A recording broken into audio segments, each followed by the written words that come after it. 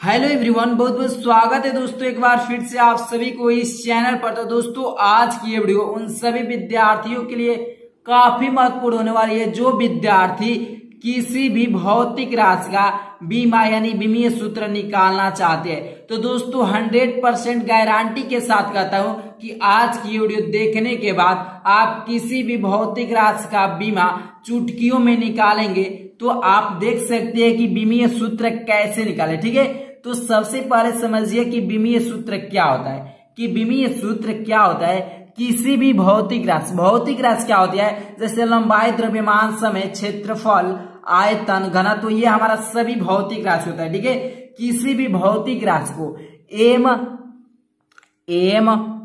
L T के घात के रूप में लिखना ही हमारा बीमीय सूत्र कहलाता है। ठीक है, एम एल टी को घात के रूप में लिखना ही बीमीय सूत्र कहलाता है। 1, 2 ये आपका 0 ये किसी भौतिक राशि का बीमीय सूत्र है। ठीक है, तो किसी भी भौतिक राशि को एम एल तथा टी के घात के रूप में लिखना ही हमारा क्या कहलाता है, तो बीमीय सूत्र कहलाता है। ठीक है, किसी भी भौतिक राशि का बीमा निकालने के लिए लंबाई, द्रव्यमान और समय ये 3 मूल राशियों की बीमा की आपको आवश्यकता होती है। ठीक है, अगर आपको ये लंबाई, द्रव्यमान और समय ये 3 मूल राशियों का बीमा पता नहीं है तो आप किसी भी भौतिक राशि का बीमा कभी भी नहीं निकाल पाएंगे। ठीक है, तो इसलिए लंबाई, द्रव्यमान और समय इन 3 मूल राशियों का बीमा आपको 100% याद रखना जरूरी है। ठीक है, तो लंबाई को इंग्लिश में क्या कहते हैं, तो लेंथ कहते हैं। और लेंथ का जो पहला लेटर होता है वो क्या होता है, तो कैपिटल एल होता है। ठीक है, कैपिटल एल, तो हमारा लंबाई का जो बीमा हो जाएगा वो एल हो जाएगा। ठीक है, कैपिटल एल हो जाएगा लंबाई का बीमा। ठीक है, और बीमा को बड़ा कोष्ठक के अंदर ही लिखा जाता है।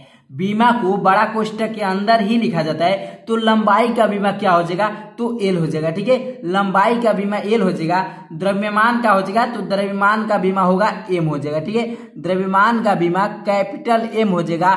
द्रव्यमान को इंग्लिश में मास कहते हैं और मास का जो आपका फर्स्ट लेटर होता है वो एम होता है। ठीक है, तो जो द्रव्यमान का बीमा हो जाएगा वो कैपिटल एम हो जाएगा। ठीक है, और बीमा को बड़ा कोष्ठक के अंदर ही लिखा जाता है। ठीक है, और समय को इंग्लिश में टाइम कहते हैं और टाइम का जो फर्स्ट लेटर होता है वो टी होता है। ठीक है, तो समय का जो आपका बीमा हो जाएगा वो क्या हो जाएगा, तो कैपिटल टी हो जाएगा। समय का जो बीमा होगा वो कैपिटल टी हो जाएगा। ठीक है, तो इन 3 मूल राशियों की सहायता से ही किसी भी भौतिक राशि का बीमा निकाला जाता है। तो आपका क्षेत्रफल, ठीक है, तो क्षेत्रफल इक्वल टू क्या होता है आप सभी को मालूम है। अगर नहीं मालूम है तो इन सभी भौतिक राशियों का सूत्र आपको याद रखना जरूरी है। ठीक है, तो क्षेत्रफल इक्वल टू क्या होता है, तो क्षेत्रफल इक्वल टू होता है लंबाई गुणे चौड़ाई होता है। क्या होता है, तो लंबाई गुणे चौड़ाई होता है। और लंबाई का बीमा क्या होता है, तो लंबाई का बीमा अभी आप देखिए कैपिटल एल होता है। ठीक है, तो लंबाई का बीमा कैपिटल एल होता है। ठीक है, और गुणा है तो गुणा कर दीजिए। और जो चौड़ाई आपका एक लंबाई ही होता है। ठीक है, चौड़ाई आपका क्या होता है, लंबाई ही होता है। तो चौड़ाई का बीमा क्या हो जाएगा,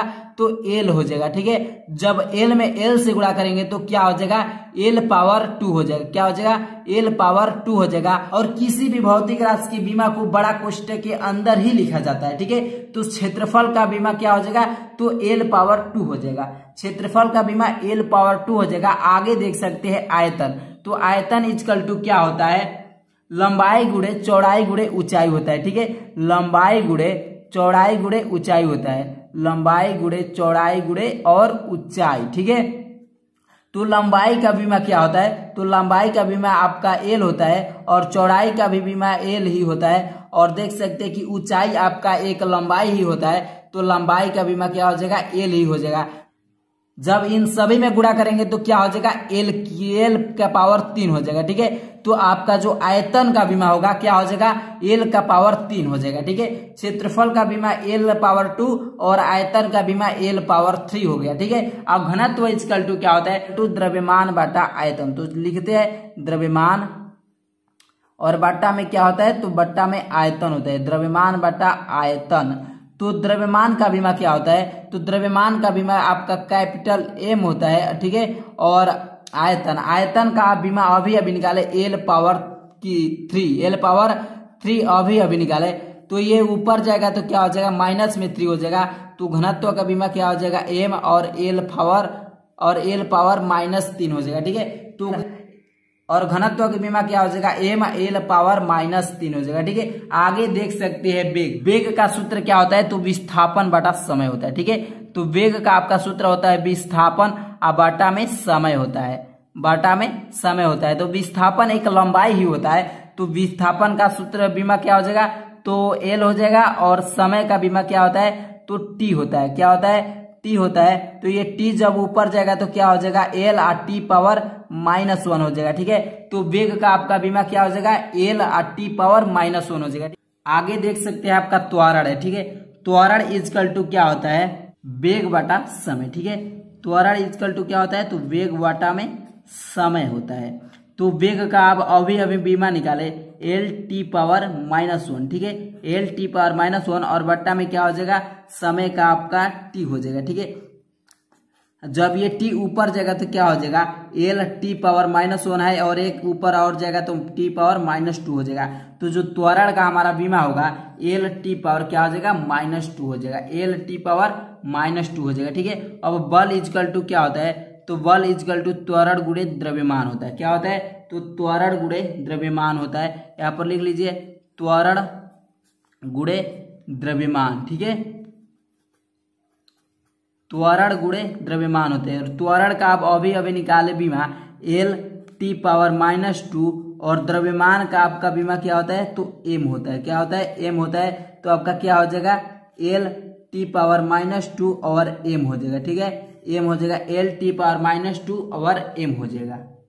आगे देख सकते हैं कार्य या ऊर्जा का जो आपका सूत्र होता है सेम ही होता है। तो कार्य इजकल टू क्या हो जाएगा, तो बल गुणे दूरी होता है। क्या होता है, तो बल गुणे दूरी हमारा कार्य या ऊर्जा का सूत्र होता है। और बल का बीमा अभी आप निकाले, क्या होता है, एम एल टी पावर -2। ठीक है, तो एम लिख लीजिए, एल और टी पावर क्या होता है, -2, और दूरी हमारा एक लंबाई ही होता है।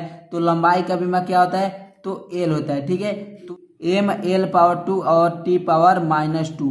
तो कार्य या ऊर्जा का जो बीमा होगा, एम एल पावर 2 और टी पावर -2, ये हमारा कार्य या ऊर्जा का बीमा हो जाएगा। ठीक है, अब आगे देख सकते हैं आवेग। क्या है, आवेग है। आवेग इजकल टू क्या होता है, तो बल गुणे समय होता है। क्या होता है, तो बल गुणे समय होता है। और बल का अब अभी निकाले बीमा क्या होता है, बल का बीमा क्या होता है, एम एल टी पावर -2। क्या होता है, एम एल टी पावर -2, और समय का बीमा क्या होता है, तो टी होता है। क्या होता है, समय का बीमा टी होता है। तो क्या हो जाएगा, एम, और देख सकते हैं एल और टी प्लस में एक माइनस में, तो क्या हो जाएगा, टी पावर -1। तो हमारा जो आवेग का बीमा होगा, एम एल टी पावर -1 हो जाएगा। ठीक है, आगे देख सकते हैं आपका संवेग है। तो संवेग इजकल टू क्या होता है, तो द्रव्यमान गुणे वेग होता है। क्या होता है, द्रव्यमान गुणे वेग होता है। तो द्रव्यमान का बीमा क्या होता है, तो द्रव्यमान का बीमा एम होता है, और वेग का बीमा क्या होता है, तो एल टी पावर -1 होता है। एल टी पावर -1 होता है। तो ये क्या हो जाएगा, एम एल टी पावर -1। जो संवेग का बीमा होगा, एम एल टी पावर -1 हो जाएगा। ठीक है दोस्तों, अगर ये वीडियो अच्छी लगी तो वीडियो को लाइक कीजिए और अपने दोस्तों में शेयर कीजिए। तब तक के लिए थैंक्स फॉर वॉचिंग दोस्तों। अगले वीडियो में मिलते हैं एक नई टॉपिक के साथ।